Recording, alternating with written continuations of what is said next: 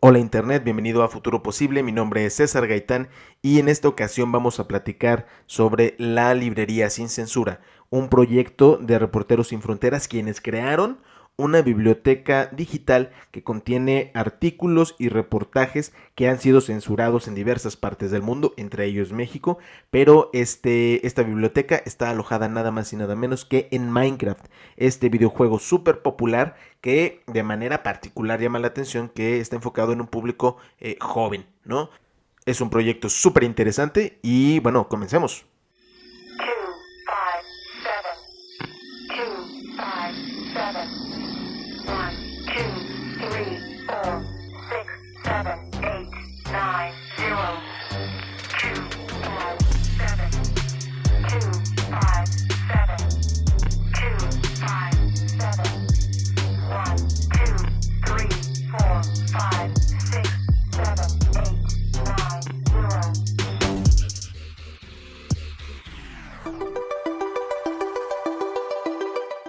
9 viernes, nuevo podcast de Futuro Posible. Mi nombre es César Gaitán y estamos otra vez en este espacio en donde hablamos sobre temas relacionados a la tecnología, a la innovación y la creatividad, porque bueno, creo que esas cosas no solo pueden salvar el mundo, sino que nos hacen falta como seres humanos. En esta ocasión, y si han escuchado los episodios previos, bueno, generalmente inició con algo que tenga que ver justamente sobre es una especie de catarsis tecnológica y egocéntrica. Pero en este caso quiero iniciar con algo diferente, ¿no? Es tal vez una idea muy personal, pero el hecho de que la creatividad ayude a combatir prácticas tan asquerosas y deleznables como la censura, para mí es un sueño hecho realidad. En especial en un país como México, en donde bueno, la censura y la corrupción que van muy de la mano en este sentido, son una práctica más silenciosa que visible, pero igual que otras son sistemáticas y estructurales. Es una práctica que directamente afecta al ejercicio del periodismo y que no se detiene en el conflicto de intereses entre medios de comunicación y actores gubernamentales. Evidentemente involucra a otras personas quienes se valen de maneras barbáricas y terminan en algunas ocasiones por arrebatarle la vida a quienes se dedican a informar. Y un dato ahí, pues un dato doloroso, en los últimos 5 años, es decir, de 2015 a 2019, han sido asesinados 49 comunicadores directamente por una cuestión relacionada al ejercicio de su profesional periodismo. Esta es una estadística que obtuve ahí de la organización Artículo 19, quien año con año pues ha llevado un conteo y generalmente interviene cuando son aspectos que vulneran la libertad de expresión. Por supuesto que cuando esto ocurre, las primeras víctimas son ellos, los periodistas o comunicadores, sus familias y personas cercanas, los lugares en donde trabajan, por supuesto, pero tampoco hay que perder de vista que la censura tiene como fin evitar que alguien conozca cierta información. Por lo tanto, la censura siempre es una afrenta democrática, es una agresión también hacia nuestro derecho de estar informados como ciudadanos. Lo mencioné al principio, esta columna generalmente inicia con una catarsis que en este caso decidí cambiar el tono porque me parece que es necesario. Y bueno, el periodismo, el buen periodismo siempre va a ser necesario, ¿no? Además no está desligado, no me estoy yendo por la tangente. El tema central de esta entrega se encarrila justamente a algo que va relacionado con periodismo y libertad de prensa. Pero también les tengo que ser muy sincero, este no fue un hallazgo propio, no lo encontré investigando. Hace que será en esta semana, en la primera semana, perdón, de julio, mi amigo Eli Vázquez me compartió un video de TikTok de un usuario que se llama Lalobri. Después lo vi como Lalo algo más, no recuerdo exactamente el nombre, quien hablaba sobre una cosa llamada The Uncensored Library. Ahí mi mal inglés intentó decir la librería sin censura. Y eso obviamente me llamó rápido la atención. Y bueno, empecé a dar un par de clics y empecé a descubrir una cosa maravillosa. Si ustedes no han escuchado sobre este tema, les platico. Se trata de una iniciativa de la ONG Reporteros Sin Fronteras, quienes trabajaron con una empresa de tecnología llamada Blockworks para rescatar artículos y reportajes que fueron censurados en diversos países y permitir que estos se den a conocer de forma libre y gratuita. De ahí obviamente el nombre de la librería sin censura.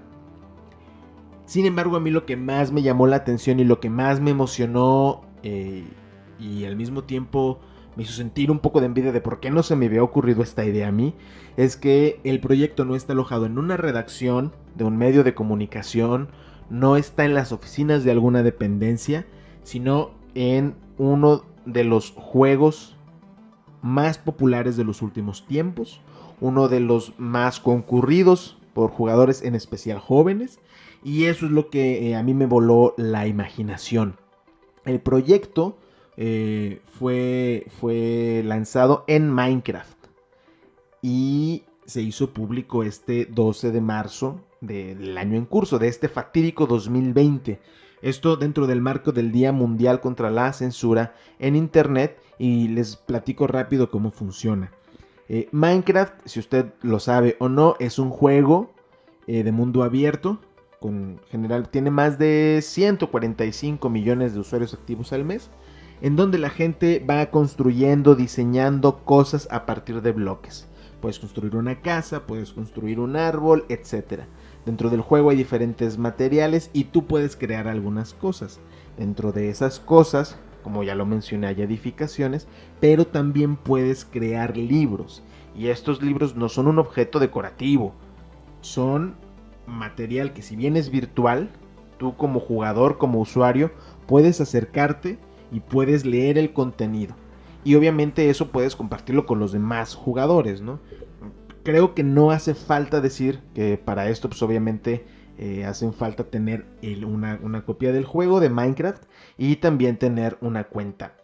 Me puse a ver algunas entrevistas de obviamente la gente que estuvo involucrada y obviamente la postura de Reporteros Sin Fronteras, pues ya más o menos esperaba en qué sentido viniera, ¿no? Pero me llamó bastante que el gerente de Blockworks, de esta compañía de tecnología que les menciono, que se llama James Delaney, hizo un comentario que me llamó mucho la atención y me devolvió la esperanza en el mundo.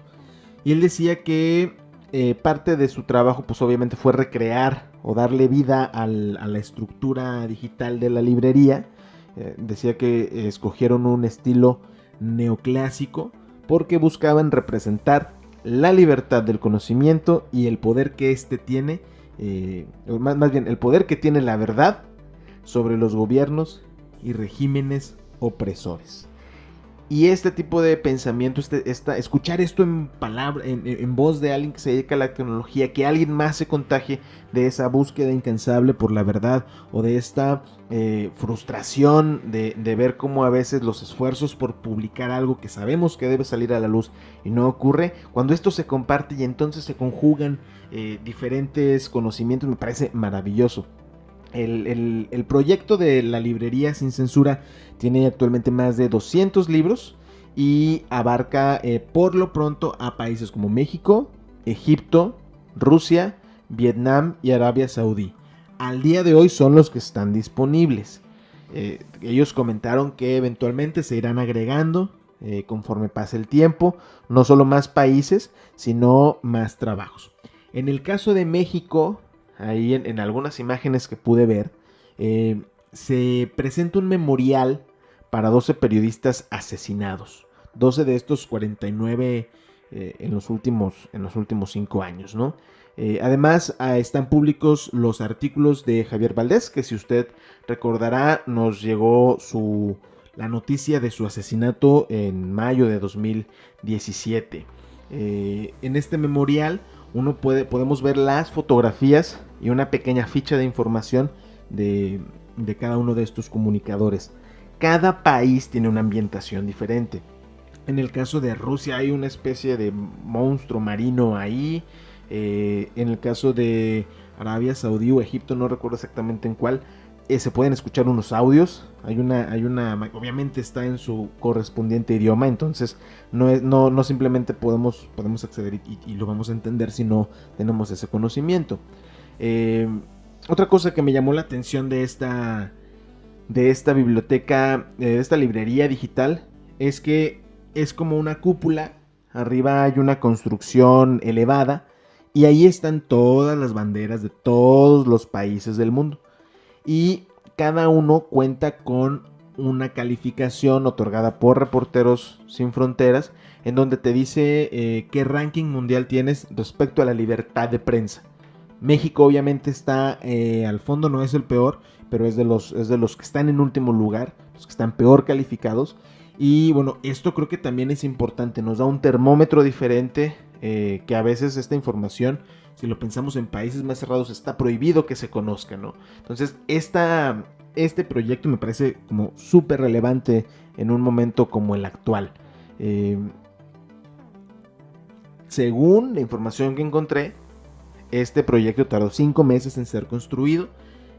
Al principio les comentaba que las cosas en Minecraft se construyen con bloques, y esto tomó 12.5 millones de bloques, hay un datito técnico, y involucró a 24 personas de 16 países diferentes. Creo que es sin duda un esfuerzo titánico. Hay otra cosa muy bonita que es el hashtag con que lanzaron este mapa de Minecraft para el proyecto de la librería sin censura, que es Truth Finds a Way. La verdad encuentra un camino. Y como siempre, ahora sí aquí voy a empezar a sobreelaborar un poco, ¿no? De primera impresión me parecía una frase motivacional, un tanto como romántica, más que algo alcanzable en la práctica, ¿no? Y es que obviamente la publicación de información de interés público no debería costarle la vida a nadie. No, esa no debería ser la manera o el camino que encuentre la verdad. La muerte de los periodistas jamás deberá ser aceptada como el precio de verdad para acceder a algún tipo de información. Sin embargo, este proyecto nos demuestra que efectivamente donde menos lo pensamos, de pronto brota una semilla que trae esperanza. Sin embargo, este proyecto nos demuestra que donde menos lo pensamos y cuando menos lo esperamos, surge una semilla que nos da esperanza. Una semilla que nos hace creer que podemos. A veces este tipo de leyes en países muy cerrados obviamente impiden un libre ejercicio del periodismo y de las cosas que la ciudadanía debería saber, y me parece súper bueno que esto esté ocurriendo. Además, al pensar en las edades de los jugadores, me parece magnífico que este tipo de innovaciones se pongan al alcance de una audiencia joven, ¿no? Sobre todo en un ambiente donde ellos se sienten libres de explorar, es su territorio, ¿no? El juego generalmente se asocia con niños pequeños, que serán como, según recuerdo, las edades sugeridas para juegos son después de los 8 años, pero la media en este caso es de 24 años para los jugadores. Y es justo ahí donde me parece que es más importante hacer todo el énfasis necesario para que la gente empecemos a formar este pensamiento crítico, esta inquietud por preguntar, por no quedarnos conformes con lo que se nos da, ¿no? Y eso es vital en este momento. Yo no sé si tú que escuchas esto estás de acuerdo o no, pero la cantidad tan abrumadora de las fake news, que aparte de decir tontería y media, son un montón. Después te quedas en, bueno, ¿y cuál de todo eso, a qué de todo eso le puedo hacer caso, ¿no? O cómo empiezo a formar mi criterio si todo lo que me dicen son mentiras. Bueno, de verdad me parece un proyecto muy, muy bonito, en la manera más romántica que lo puedo decir, pero también muy útil y congruente. Me parece que hay una coyuntura que aprovecharon bastante bien ahí. La verdad, a mí siempre me va a dar gusto encontrar proyectos que al mismo tiempo alcanzan un punto que rompe los paradigmas, se sienten como una idea tan maravillosa e inalcanzable, y también tienen esta aura de familiaridad y sencillez que te engaña a pensar que se te pudo haber ocurrido a ti o que llevas años pensando esto. Y al menos eso fue lo que me ocurrió a mí y como les digo, la cabeza, ¡pum!, mind blow. Y entonces se convirtió en una cosa que sentí que tenía que compartir.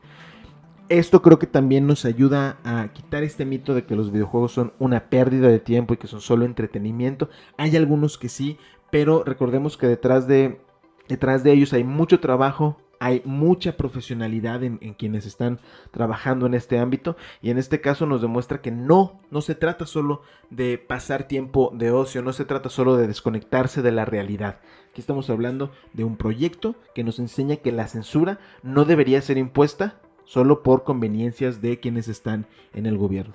Y yo me quedaría de todo esto con el hashtag que comentamos hace ratito. La verdad siempre encontrará un camino. Esto fue Futuro Posible, al menos la entrega de esta semana, hoy 3 de julio. Y bueno, estaremos ahí la siguiente semana con otro tema. No se olviden de compartir. Todavía no estamos difundiendo estos, no sé cuándo lo escuchen, pero estamos primero generando un poco más de material. Y bueno, recuerden que estamos por las canales y todas las plataformas de Vanguardia MX. Yo soy César Gaitán y nos vemos a la próxima internet.